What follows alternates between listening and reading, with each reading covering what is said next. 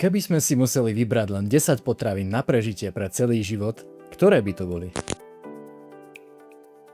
Hneď na začiatok, neexistuje prirodzená potravina, ktorá by pokryla 100% všetkého. Nevyberieme najzdravšie potraviny sveta, ale najlepších 10 potravín pre život. Vďaka týmto potravinám pokojne prežiješ aj dlhé roky, hoď aj na opustenom ostrove, alebo v prípade vojnových kríz. Nielen preto je náš zoznam ideálny na každodennú konzumáciu, bez vyčitiek. Som Roman, farmaceut a nutričný poradca. Pokiaľ ťa zaujíma nezávislý odborný názor na stravu a výživové doplnky, nezabudni kliknúť na odber zdravých kecov a zvonček, aby ti do budúcna neunikli žiadne informácie pre zdravý život. Na internete pláva nespočetné množstvo top výberov. Toto je najlepšie, toto škodí, toto nejedz, toto jedz. Pri našom výbere sme vylúčili trendy, výživové doplnky, z ktorých sa nenáješ, marketingové zázraky, osobné preferencie a prehliadku všetkých exotických symbolov zdravia. Naše hodnotenie bude založené na bodovacom systéme, kde sme zhodnotili nutričnú hustotu. To je koľko a akých dôležitých živín dostaneš na 100 gramov. Sýtosť. Ako dlho vydržíš bez hladu. Vplyv na dlhodobé zdravie. Praktickosť. Teda chuť, použitie v realite a cena. A nakoniec prežiteľnosť alebo Robinson Crusoe faktor. To je otázka dostupnosti, skladovateľnosti v čase kríz.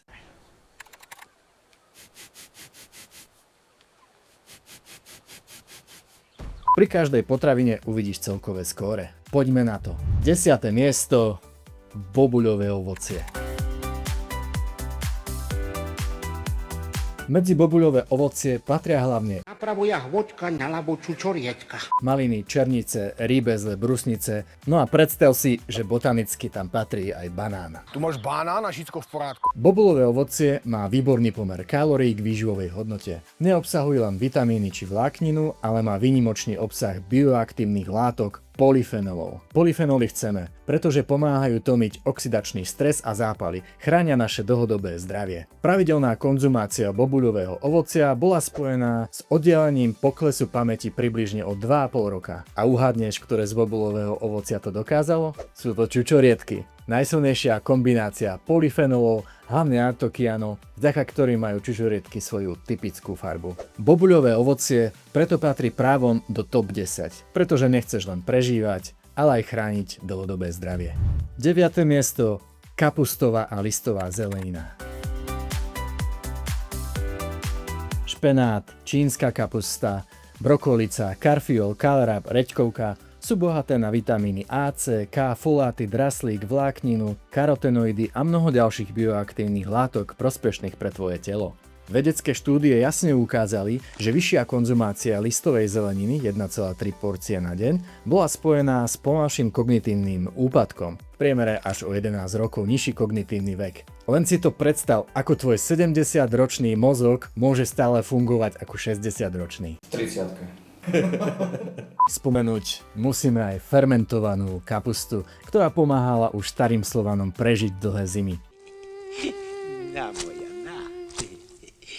Táto na rozdiel od čerstvých bobúl vydrží v chlade aj niekoľko mesiacov, dodá poriadnu dávku vitamínov, najmä vitamínu C. Takisto podporuje zdravie črevnej diverzity, našich prospešných priateľských baktérií v črevách. Aj keď listová a kapustová zelenina neobsahuje bielkoviny, nezasíti ako iné výživnejšie jedlá a nemá potrebné kalórie, pre dlhý a zdravý život je nevyhnutná. 8. miesto. Kefír. Kefír je fermentovaný nápoj z mlieka, vyrábaný pomocou kefírových zrn. Kefírové zrná predstavujú kultúru prospešných mikroorganizmov, mliečnych baktérií, kvasiniek a octových baktérií. Býva v nej 30 až 50 kmeňov baktérií. No a práve táto bohatá kombinácia baktérií a kvasiniek odlišuje kefír od bežného jogurtu, ktorý býva mikrobiologicky jednoduchší. Jogurty majú zvyčajne iba laktobacily a bifidobaktérie. A možno poznáš tvrdenie, že kefír zásadne pozitívne mení našu črevnú mikroflóru. Kefír dokáže dlhodobým užívaním skutočne meniť zloženie našej mikroflóry. A takto to vyzerá po 12 týždňoch pitia poháru kefíru. Vidíme, že narastol hlavne kmeň aktinobakterií. Túto informáciu neber ako robustný dôkaz, že kefíru každé automaticky zresetuje magicky čreva a dá ti super schopnosti.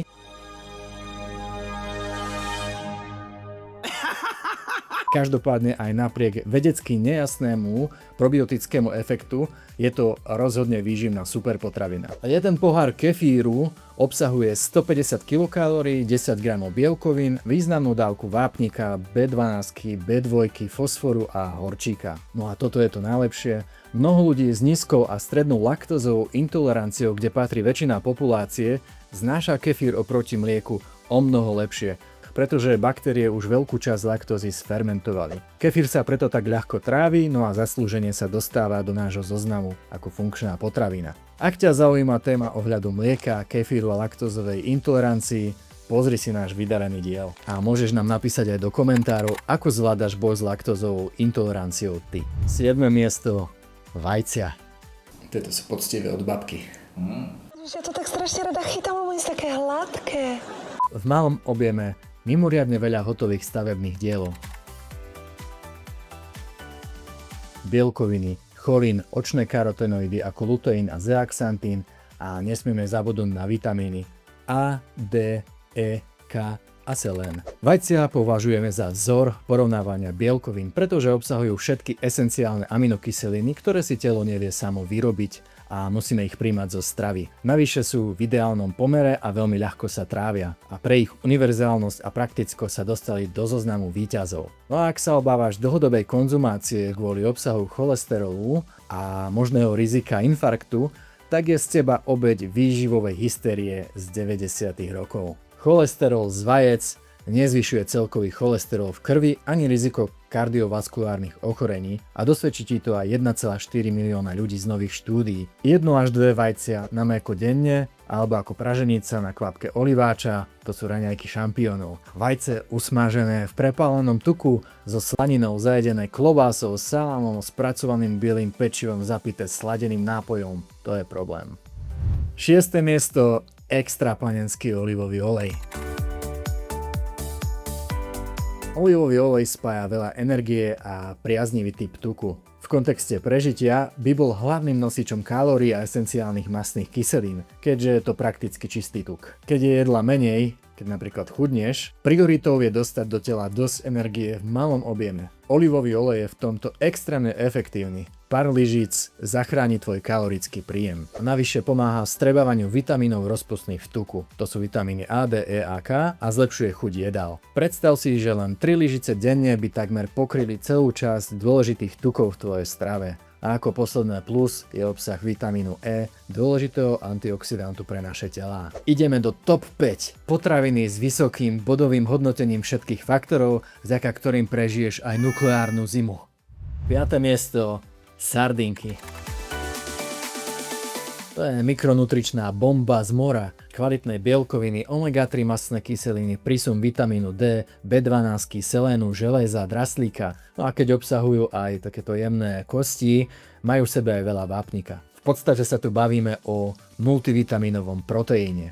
Aj keď je to konzervovaná podoba, nie je zrovna ideálna na každodennú konzumáciu, v čase krízy majú cenu zlata. Sú pripravené na okamžitú konzumáciu, netreba ich variť a dajú sa jesť samostatne bez prílohy. No a ak sa bojíš ťažkých kovov, ktoré sa v rybách zvyknú nachádzať, tak malé rybky majú oveľa nižšiu ortuťovú záťaž ako tie veľké ryby. Patrí, hoď tam graf s obsahom olova v rybách. 4. miesto. Zemiaky.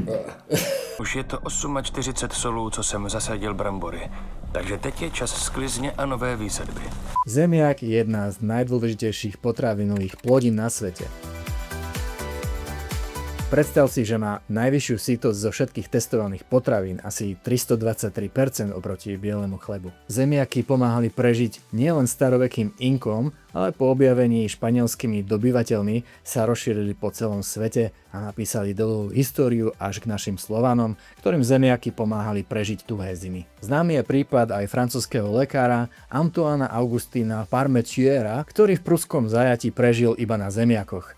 Stal sa ich najväčším propagátorom na svete. Zemiaky sa vďaka nemu rozšírili po celom Francúzsku, no a v roku 1785 zachránili tisíce životov po veľkej neúrode na severe Francúzska. Z hľadiska zloženia je zemiak zaujímavý tým, že obsahuje hlavne škrob. A škrob sa rovná čistá energia. No a samozrejme je tam aj vitamín C, vitamín B6, trochu vlákniny a trochu bielkovín. A čoho má zemiak najviac? Draslíka. Stredne veľký pečený zemiak má asi 610 gramov draslíka a preto je to ideálna surovina pre ľudí s vyšším krvným tlakom, pretože príjem draslíka pomáha znižovať účinok sodíka, no a tým sa reguluje tlak. Pravda, ak ho nepripravíš ako brutálne nasolené hranolky. Tretie miesto, ovsené vločky. Ovsené vločky patria medzi hlavné odporúčané potraviny do núdzových zásob. Mimochodom, celý zoznam núdzových potravín nájdeš na tejto stránke. Ovoz, ovsené vločky sú dôležitým zdrojom sacharidov, vlákniny, bielkovín, lipidov, vitamínov a minerálov, unikátnych antioxidantov a rozpustnej vlákniny beta-glukánu. Najsilnejší dôvod, prečo je na popredných miestach, je sítosť a stabilná energia vločiek. Vláknina v nich spomaľuje trávenie a zvyšuje sítosť. No a to je cenná vlastnosť, lebo z malej porcie vieš mať dlhší pocit nasytenia, než z jedál s nízkym obsahom vlákniny. A k tomu všetkému je tu aj vedecky overený účinok na znižovanie LDL cholesterolu a poklesu inzulínu na lačno, ktorý je signálom dobrého zdravia. Nie nadarmo si ovsené vločky brala aj Amundsenová výprava na južný pól, ktorá sa vrátila živá. Druhé miesto, orechy. V malom objeme dávajú veľa energie, nenasýtených tukov, omega-3 mastných kyselín, bielkovín, vlákninu, vitamín E, selen a draslík. Sú kaloricky veľmi husté, no a pre náš ostrovný test prežitia aj trvanlivé oproti ostatným kandidátom z rastlinnej ríše. Zároveň majú veľmi silné dáta pre dlhodobé zdravie. Ich konzumácia sa spája s nižším rizikom kardiovaskulárnych ochorení, majú dokázateľný cholesterol znižujúci efekt a nižšie riziko celkovej mortality. A ktoré orechy sú najlepšie? Pozri sa do nášho grafu. V zložení vyhráva každý v niečom inom. Niektoré majú viac bielkovín, niektoré viac vlákniny, iné viac zdravých tukov a bioaktívnych látok. Ale aj orechom teraz urobíme rýchle top 3. Prvé miesto, vlašské orechy.